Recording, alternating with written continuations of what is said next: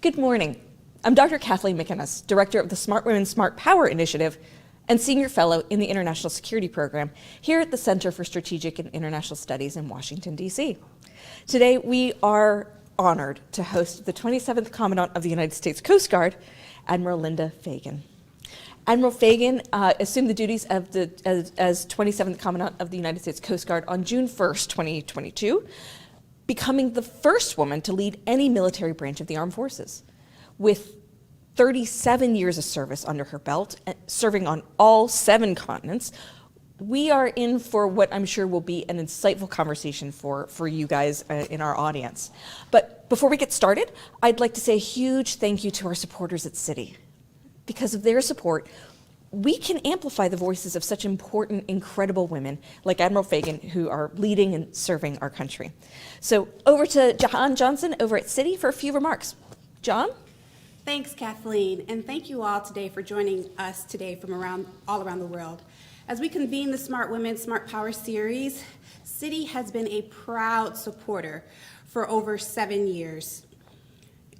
As we know that women are a vital component to solving the world's challenges, uplifting our contributions and insights on global commercial, economic, political, and security issues helps us all.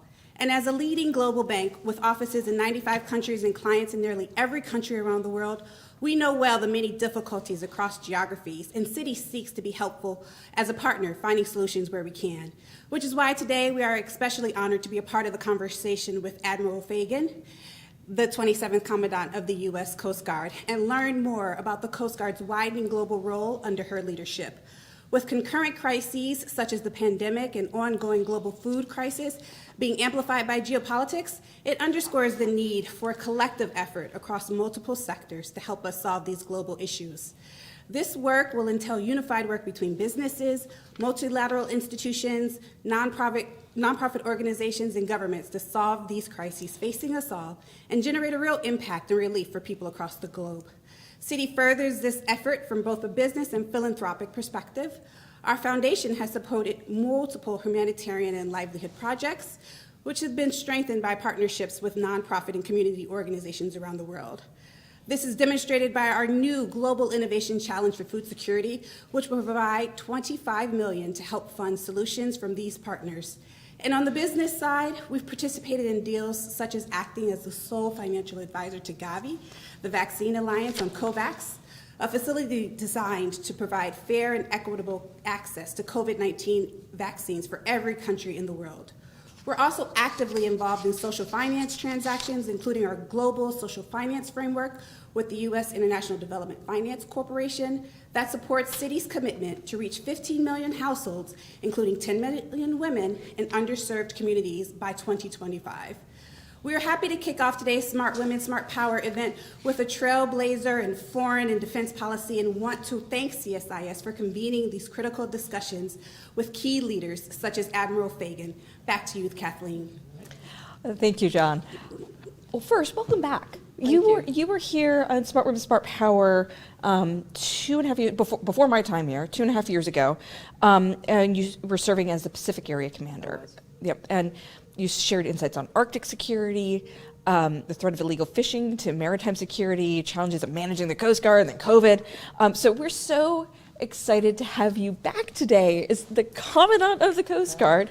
But before we get into the substance, right, I would love to know what drew you into the field of national security? Yeah, so it's a great question, and I'm about 10 months now into the job as Commandant, and certainly perspective on the organization has continued to grow and mature. But as a young 18-year-old, I was looking for something different than what my father was doing at the time. He was in HR for a large Fortune 500 company. Mm-hmm. We were living in New England. My parents are Midwesterners, and when we moved to the Boston area, the agreement was that Dad got to get a boat. So we found that's how I grew up, was sailing the New England coast weekends and summers. And one of the original services, revenue cutter service, life-saving service, foundational organizations to the modern Coast Guard are heavily invested in New England. And so anytime you're on the water, you see the Coast Guard. And I discovered the Coast Guard Academy as a sophomore in high school, and in fact, never looked back. I only applied to 2 colleges. With hindsight, I probably should have done that a little differently. But you knew. I knew, and I was drawn to the work. I was drawn to the service, and have had the great fortune of finding a calling and a profession and a way of life and sense of purpose that I did not anticipate as an 18-year-old. Over the course of your career, have there been any particular role models that have stood out to you and encouraged you to continue service? Yeah, so there've been several. We were talking before coming here into the studio about Thad Allen, who I worked for as his executive assistant, and it was really.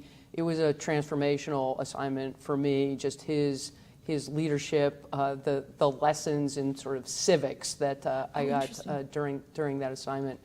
But another individual who I didn't actually meet until later, who was very transformational for me, was Owen Seiler. Mm-hmm. And he was the 15th Commandant. He made the decision in the late 1975 to integrate the Coast Guard Academy, and all of the service academies have women enter in 1976 and then graduate in 1980. And so when I show up at the Coast Guard Academy in the summer of 1981, we had only just graduated women the year before. Wow. And so I met him several years later at a building dedication, and but for his courage, I would not be sitting here today. But for creating that opportunity for myself and other women. And I'm proud to say now the Coast Guard Academy is 45% women. This was not the Coast Guard Academy I experienced in the 80s, but it is just an incredible place for men and women who are looking to serve the Coast Guard. That's incredible. That's incredible. So, turning to the Coast Guard's roles, missions, and areas of operations, many people know the Coast Guard's critical role in protecting our nation's coastlines and waterways, ports, property at sea. But the Coast Guard continues to have a remarkable and growing presence beyond America's immediate maritime borders.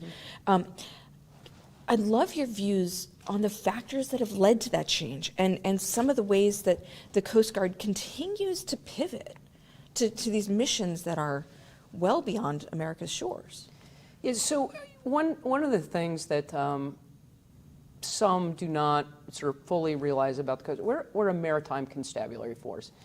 So it is important to highlight that we are at all times a military service. We also have authorities as a law enforcement agency and a regulatory agency. And that mix of authorities allows us to create capacity and capability truly globally. We have Coast Guard men and women supporting every one of the geographic combatant commands, so truly serving around the world. As you look at the problem set, and we spoke about the Indo-Pacific region when I was the Pacific Area Commander, and you look at the challenges that small island nations, maritime nations have in the region, the lack of capacity to enforce their own economic zones, their own sovereignty. This is work that's ready-made for the Coast Guard. And so the demand for us really comes from a place of we have expertise in maritime law enforcement work, governance work, and we're a preferred partner of choice. We come to you as you are. We won't arrive and say, here, let me tell you how to get this done. We'll bring the capacity and the expertise in a way that's professional, that there's a mature value proposition there without strings attached. We really truly want to help other countries create their own capacity and abilities. We'll partner with you. We'll do bilaterals. We engage multilaterally, and because we've got that trust relationship around the world, people are hungry for more of us. Well, and when you think about great power competition, the strategic competition, whatever you want to call it, a lot of the activities that China in particular has been conducting have been in that. In the maritime constabulary sort of space, activities that are strategic, but non-military in nature. And so the Coast Guard has been stepping up in these spaces. Yeah, so we talk about it in the context of in the gray space, right? In the competitive space short of conflict. Yeah. And this is really the sweet spot for the Coast Guard. You know, as I've traveled quite a bit over the last 10 months and engaged literally around the world with other navies and in some cases Coast Guards, many of the world's navies are actually postured in a way similar to the U.S. Coast Guard. So you mentioned China. I'll take, you know, illegal fishing is a perfect example. You know, IUU fishing, illegal, unregulated, unreported fishing.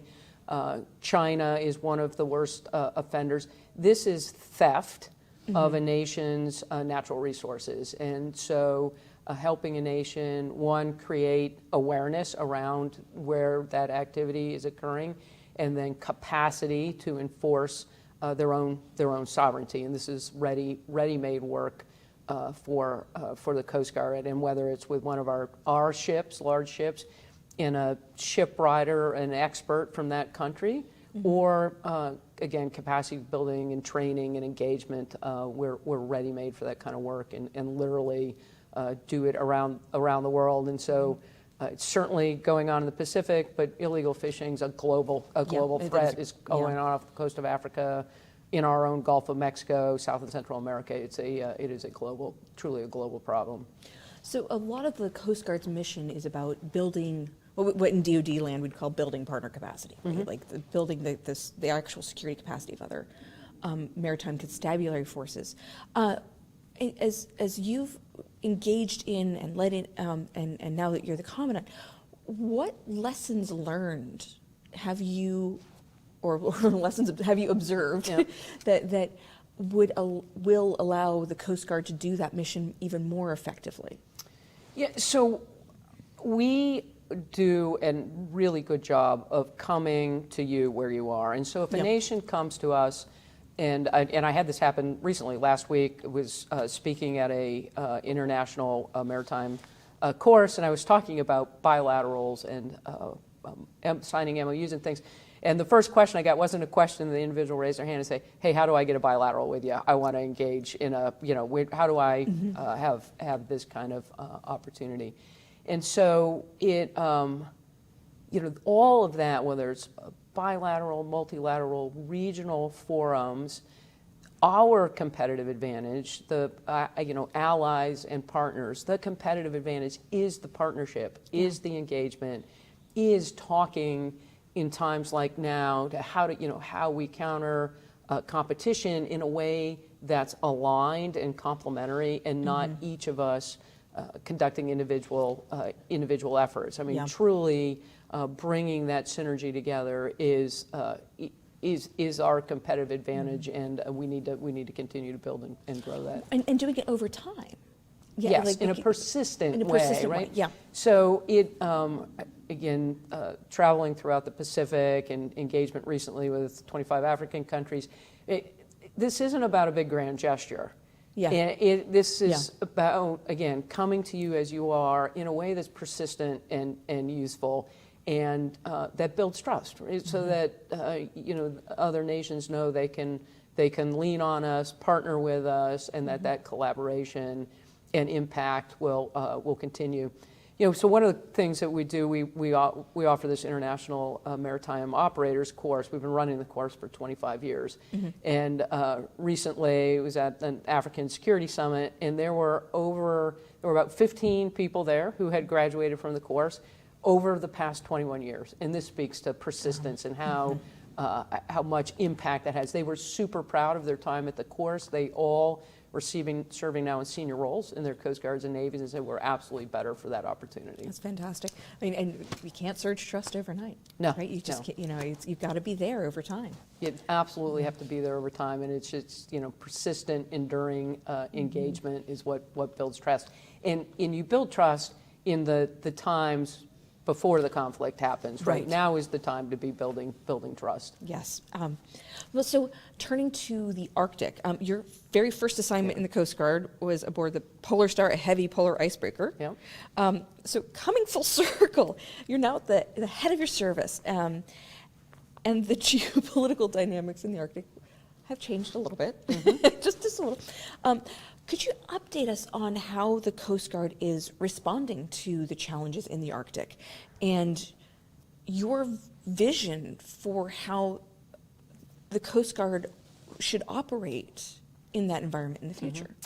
Yes, so my first tour was on the Polar Star, and the ship was built in the mid-70s. Wow. And Polar Star is currently heading north. She's been in Antarctica, her 26th deep freeze.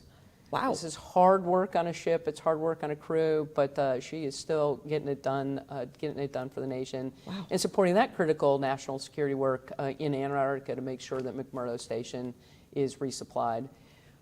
So I always like to start the answer to this particular question with, we are an Arctic nation. Yep. And we have Yep. economic interest, national sovereignty interest within the Arctic as it pertains to the coast of Alaska. And so the way you protect your own sovereignty is with presence. And so the Polar Security Cutter, which will be the replacement for Polar Star, we are on budget. The 24 budget gets us long lead time materials for a third Polar Security Cutters. We can't field those quick enough. Yep. So having said that, shipbuilding is complicated. These are going to be incredibly capable ships, but very dense ships, and will be a challenge to build. But we're on contract for them. We're working detailed design.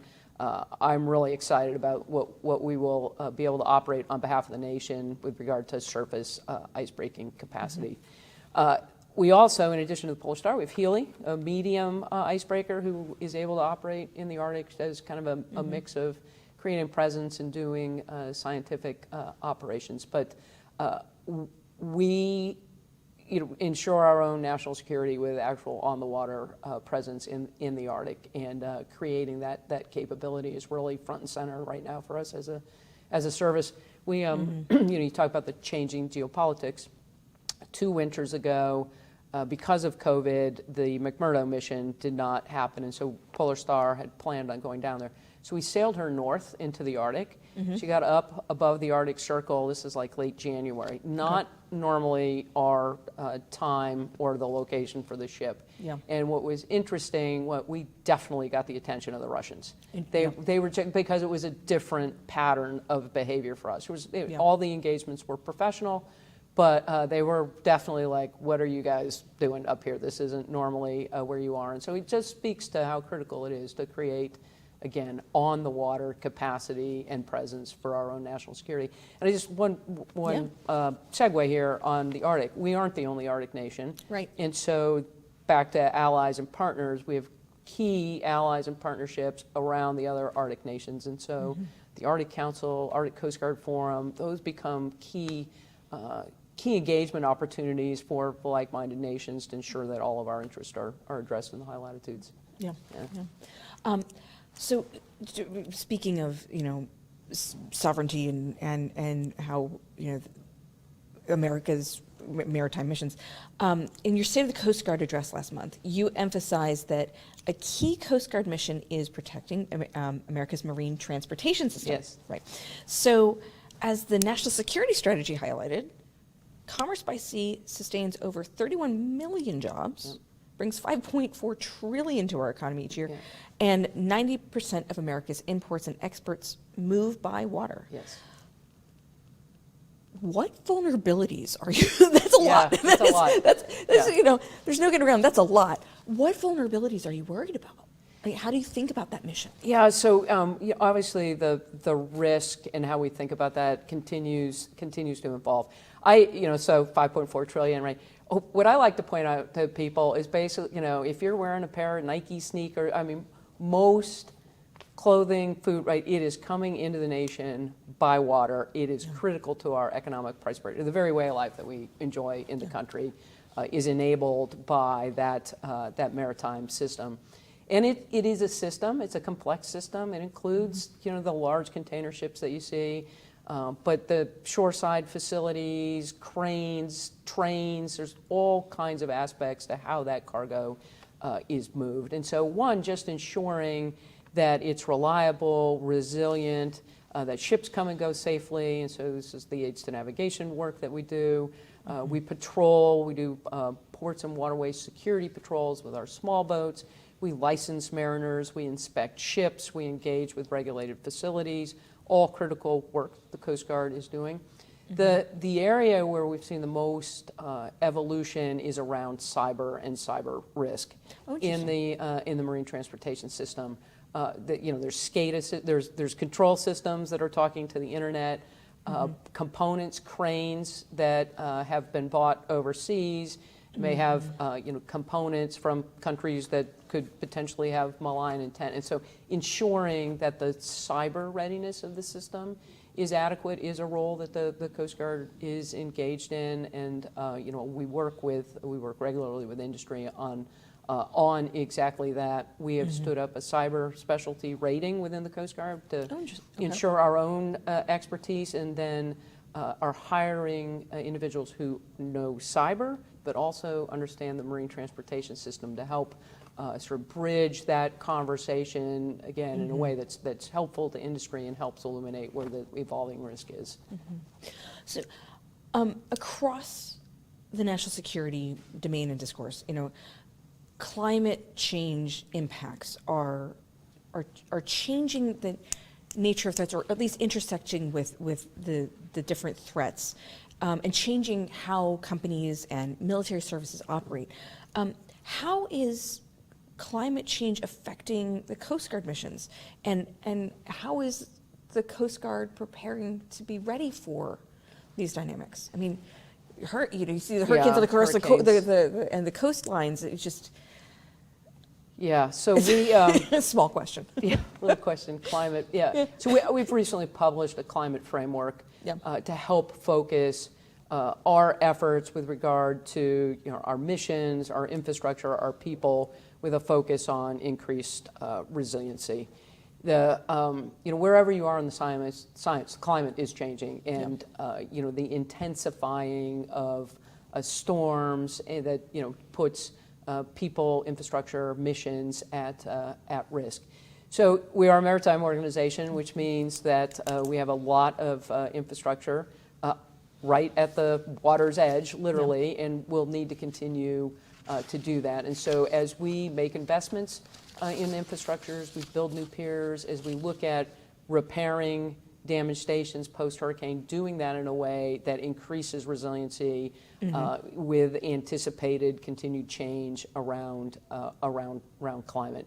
And so it's this literally that impact affects all aspects of the organization, and getting the sort of the business rules and processes to ensure that we're considering that as we're making longer term investments, and ensuring our own people are sort of have the tools and the resiliency to understand it, not for themselves and their personal lives, as well as for the operational aspects of the organization. If I could tease that out a little bit further. The term being bandied about right now is polycrises, multiple simultaneous crises, and climate change is often a driver for those discussions. But how is the Coast Guard thinking about managing multiple simultaneous crises? So one of our roles, and again from a sort of leadership and culture standpoint, so we are a response agency as well. We were talking about Deepwater, which I think we're coming up on 13 years since the Deepwater spill happened. We have crisis leadership expertise, and so whether it's a large oil spill or it's the aftermath of a hurricane, we invest and train in that expertise. And so we are, in a hurricane response, we're really good about, if you're in peril in the immediate aftermath of the storm, that is our expertise. We will get in, save lives. And then as the rest of the state and federal response entities gear up, we fold ourselves into that response network and are important and relevant to that. And so the way the Coast Guard is postured operationally, we have units literally all along the entirety of our coast, and with a command structure, so that if you had a significant event on the West Coast and a hurricane in the East Coast, we easily surge into that opportunity and move resources as we need to. And that's not to say if it gets really big and we have a lot of events that we won't find it challenging to create that capacity and readiness. But it's sort of baked into the. It is baked into the DNA of the organization that we will. We're in the life-saving business. We have a very. We talk about on-scene initiative and sort of unity of effort. You won't, when you talk to Coasties, when we talk about C2, we do have a military command and control structure, but it's more about communicating, collaborating, coordinating, and how you do that in the aftermath of an event. We will never come in and say who's in charge. We come in and say how can we be helpful. Yeah. Well, turning to recruitment and retention, because that's been a big topic across the services, what, in your view, is the Coast Guard's value proposition when it comes to Gen Z? Right? Yeah. We're all trying to figure out how to crack that nut, I suppose, and soon Generation Alpha. How are you thinking about communicating the value proposition? So I've been very public and open with regard to the recruiting challenge in front of the service. It is not unique to the Coast Guard. This is the current generation. We all need to inspire them to service. And, just communicating about just how incredible the Coast Guard is. And we are hiring, by the way, anybody listening. We're a great organization. Little bumper sticker there. But one of the things I think we need to talk about more is the value proposition of sense of purpose, camaraderie, meaning, work that's valued, and the work team experience that you have in an organization like the Coast Guard. It truly is priceless. It's not something that you pay people, but when people find the service, I was a mentor at a boot camp company just a couple weeks ago. They were 2 weeks in. It's one of the hardest places to be as you enter the organization. They had a sense of purpose. They knew why they joined. They were in and were planning on staying for 20 years. Wow. And at their graduation, their parents, my generation, was all there, and they were like, some of them in uniform, other services. So this sense of family and belonging, we've never experienced this in our services. And the point I made to them was, this isn't unique here at this entry point. This is what your sons and daughters will find everywhere around the Coast Guard. So back to that, how do you, where do you find Gen Z? One of the things we're doing is, as we advertise and look to increase awareness around recruiting, we're going to places like Twitch, the online gaming site, where the youth are that we're looking to bring into the service. It's not, you can't do the big splashy ads on, at the Super Bowl. We're really focusing into where that generation is. But this is a national security issue for the country, Definitely. and we're feeling it along with the other services. Well, uniquely, the changes you are inspiring and driving within your service have a direct impact on your daughter, who is following in your footsteps, currently serving as a lieutenant in the Coast Guard? Yes. How does that family dynamic impact your thinking on workforce development and command climate and the workforce? So my daughter, she graduated from the Coast Guard Academy in 2016. There are days where she's like, oh, this is really cool, Mom's the Commandant. And then there are days she's like, I need to change my last name. I'm not sure how I feel about this. And she's assigned to Coast Guard headquarters. So in fact, I'll probably see her when we go back over there later.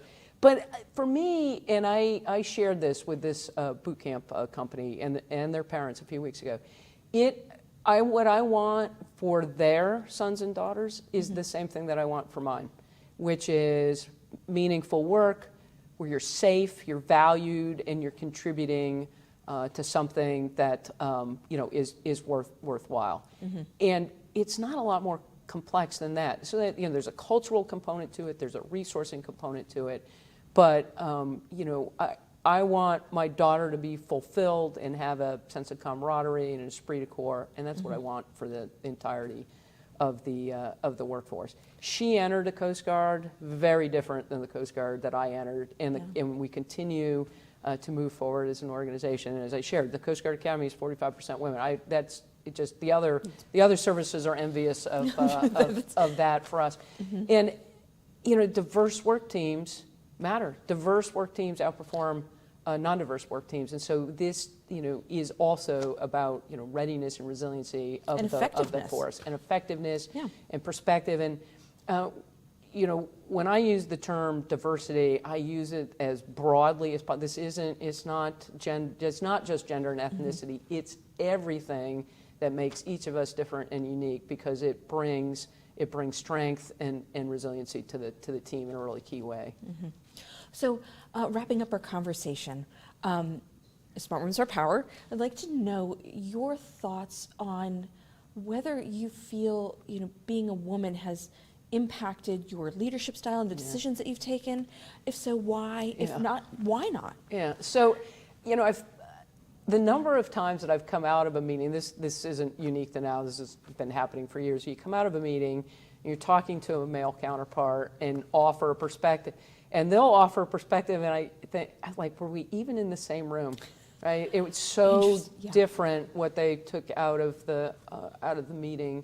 And so for me, it just highlights how critical it is that we bring that differing perspective into the room. And I do not have all the answers at this point, and so I lean heavily on a team of advisors who bring that perspective and strength and opportunity into equation. And so for me, I just try and create the environment where people feel safe and valued and have a voice.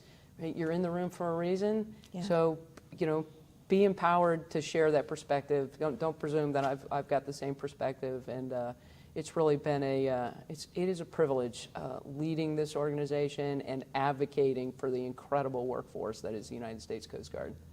Well, thank you, Admiral Fagan, for sharing your thoughts on the Coast Guard, its global missions, and how you are helping people ensure their voices are heard. That is so critically important for any organization, and that matters so much for recruitment and retention. So thank you so much for joining us. And thanks so much to our in-person audience and for our audience online for tuning in. I'm shortly going to be heading out on maternity leave, but I look forward to returning and kicking off our 10-year anniversary campaign for Smart Women, Smart Power. Until then, have a poke around the CSIS website for our continued work on all the issues that are pressing strategically for our nation today, as well as a range of different work on defense, security, and global issues. Have a great day, and thanks again. Thank you. Thank you.